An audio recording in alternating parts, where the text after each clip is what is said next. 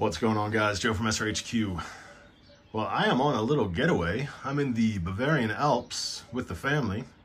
It's a rainy day. I find myself with a little bit of free time, and I figured I'd turn the camera on and share with you guys some of the cool stuff I brought with me.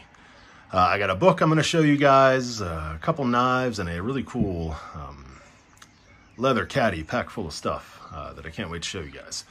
So where should I start? I guess I'm going to start with the book. This is a new to me vintage pocket knife book. I love vintage pocket knife books. I have a vast collection of vintage pocket knife books. I find new ones all the time. I did not know that this one existed. This is Sargent's Guide to Pocket Knives, American Premium Guide to Identification and Values. It includes Case, Remington, Winchester, Queen, Primble, and Schrade. So I've been having a look at this while I'm here. Very cool book. Lots of pictures, lots of old catalog entries, hand-drawn, pictures of knives. You get to see a lot of patterns that, the companies nowadays aren't making, which is cool to see. You get to see some of the really old patterns where some of the, the modern companies got their inspiration. Also very cool to see. So yeah, here's some of the hand-drawn stuff. So we're not going to go through it, but each company they talk about, they have a little brief history and maybe some tang stamps and other information. But very cool book, worth hunting down if you guys can find a copy of it. Can't remember what I paid for it. I've been waiting about 3 months for it to come in, and if I remember right, the shipping from the United States cost more than the book itself. But really cool read. Really happy with the book. So where should I go now? Let's go to the Northwoods. Little pocket fixed blade. Should I say watch pocket fixed blade? That's how I carry it most of the time, in the watch pocket. The handle sticks out, the bead sticks out, but both are just awesome looking, so I don't have a problem with it whatsoever. Let's show you guys the knife. Mean little Wharncliffe. This is in giraffe bone.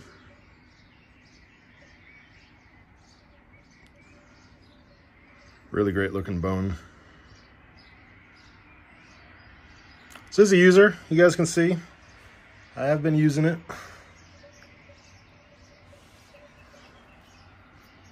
It's finished off with this bead here from Willem over at Bead Fabrique. Handmade. This is desert ironwood and white bone. I think it gives the knife a nice little pop. Yeah, I will leave his contact information down in the description. Definitely worth checking out on Instagram. He might have a Facebook as well. I will have to look into that. But yeah, there is no kind of belt loop or anything on the slip. It's just a slip. So yeah, it's just a drop in the pocket fixed blade, and that's how I've been carrying it. Dropping it in either the main pocket or the watch pocket. But with all that bling hanging out of my watch pocket, I don't mind it one bit. So very cool knife. I got this one off of an Instagram sale. Yeah, very, very happy to have it in my collection. I've wanted one of these for a long time. So let's go over here. This is my other Copperlock. I recently showed my Copperlock in ginger ale winterbottom bone. This is in the burnt indigo bone, but both of them are in cross straw sheaths. I made the other one myself. This one is made by Case, and the inspiration for the one that I made came from this cross straw sheath. I got this one originally from a hardware store in downtown Placerville, California, on a visit there a few years ago. And it's been a really great sheath, holding up really well. You can see the patina. Forming, the threading is starting to come out. I might have to restitch that myself, but as of right now, it's holding up pretty good. I'll show you the knife. So my second of 2 Copperlocks. I got both of these in a trade with Michael Richter. This one's the Wharncliffe, the other one's the clip point. Just a really cool looking Wharncliffe.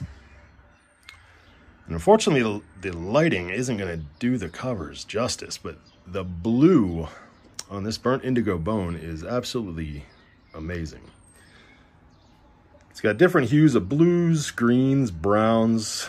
I don't know, very kind of aquatic looking.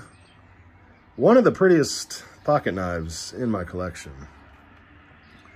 for sure. But it's also a user. I don't know if you can see it. Got some scratches on the blade. This is stainless, so it's not going to patina, but I sharpened it up myself. I believe that's 17 degrees. Yeah, great looking knife. Really like this shield. I really like how this knife looks on this backdrop.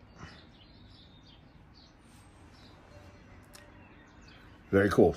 So, my case Copperlock, burnt indigo, and the cross draw sheath from WRK & Sons. So the last one we'll talk about is this caddy. There was a knife show in Munich a couple months ago. It was called the German Daily Carry Convention. It was actually just 10 minutes from my house. It was really cool. They had a big showroom with all the new stuff, but they also had a little side room with kind of like a swap meet, flea market, you know, used stuff kind of stuff. And that's where I hung out, and that's where I found this sheath. It actually wasn't used. It was brand new, but I didn't get it from the maker. I got it from someone who got it from the maker. See, it's 1095 leather company. He's out of England. The guy I bought it from told me that he's no longer making these sheaths, unfortunately. So I contacted him. He still has an active Instagram, and he said that's not entirely true. He said he is taking a break. He's a father. I believe he has a lot going on, but he said by the end of the year, he's hoping to be back up and running. So if you like what you see here, head over to Instagram and give him a follow. I'll leave his information down in the description. But just a fantastic caddy. It's in black ghost leather. It was more white, you know, milky, hazy kind of, I guess, when I got it. I've had this in my pocket a lot. It's starting to slicken up a little bit in places, but his edge work is fantastic. His stitching is fantastic. It's a really soft leather kind of, oh, look at that, my pen fell out. Well, I can show you that.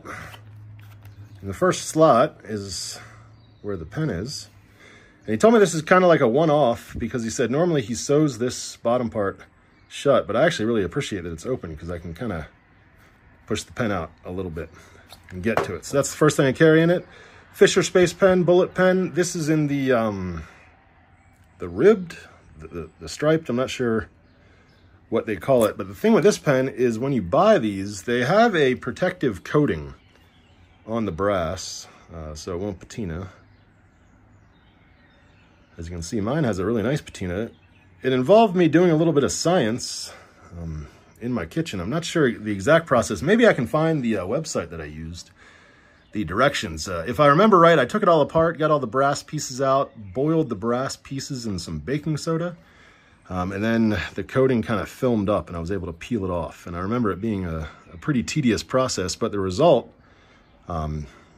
is awesome because now I have one of these striped space pens with a really cool patina. So yeah, that goes right here in that first slot. Fits perfect. Over here is where I carry my flashlight. There's a little ace beam in copper. Really cool patina on this. Not sure how to pronounce the name. It's the Pokelit. I'm not sure, but I carry this flashlight in this caddy for the sole purpose that I like how it looks with the patina, and it's a perfect fit. So you can see here. I had a couple lights. This was one of them. And this one, I just could not get a more snug fit. So I got a pen, flashlight, and finally, in this slot, I carry my Fremont.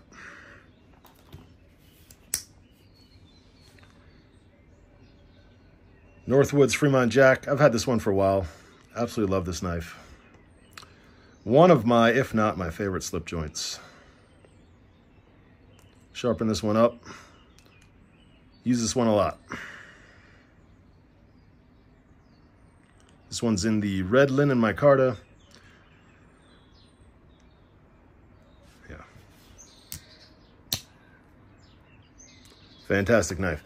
And it lives, well, it doesn't live, but when it goes out, it is in this sheath, or in this caddy. So when the Fremont is out, it is out with the total package. So 1095 leather supply, I believe is the full name. There's the stamp. Very cool caddy, very well made, handmade leather product. So like I said, he's on a little break. Check him out. He said he'll be back up and running by the end of the year. Looking forward to that. So there you guys go. I hope you enjoyed the video. Definitely a cool book to check out. If you guys have never tried a cross draw sheath, what's stopping you? Go try one. It's one of my preferred carry method. Gets the knife out of your pocket, you know, frees up some space. And a very cool drop in the pocket, watch pocket, fixed blade, the Northwoods Fall Creek in giraffe bone. So hope you guys enjoyed the video. Thank you guys for watching, and I'll see you on the next one. Bye-bye.